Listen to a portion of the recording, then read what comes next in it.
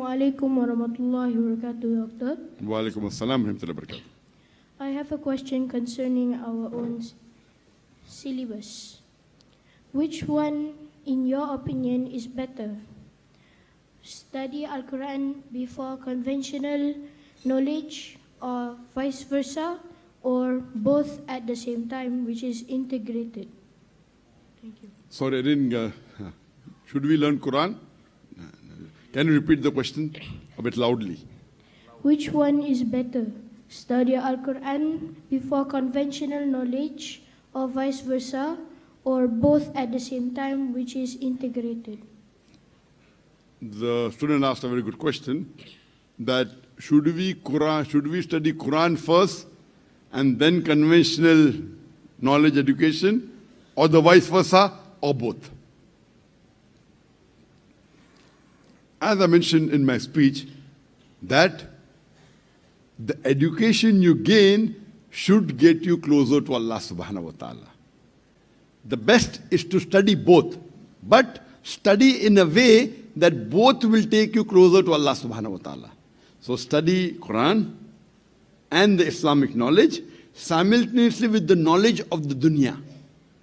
But the knowledge of the dunya that you acquire should get you closer to Allah subhanahu wa ta'ala. If you learn science and technology and history and geography, and it starts teaching you, okay, so and so person is great, and then historical figures of this president and that president, this is useless. So when you study the conventional knowledge, it should get you closer to Allah subhanahu wa ta'ala. And when you study this, today, the media is powerful. If you study conventional, you see the blood circulation was, if normal books say, it was discovered by William Harvey.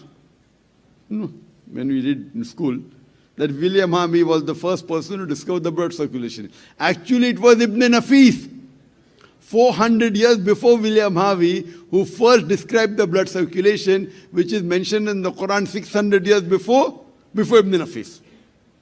So if you go to conventional school, they will start praising the Westerners, etc. In fact, from 8th to the 12th centuries, when the Europeans called it the Dark Ages, Muslims were on top of the world. So when you study the conventional studies, don't study conventional study which is distorted. Study that which is the truth. So along with the Islamic studies and the Quran, you should start the conventional knowledge study so that you understand your deen better and you can explain to others. Because if you only study the Quran without having worldly knowledge, it is good. But the best is having both.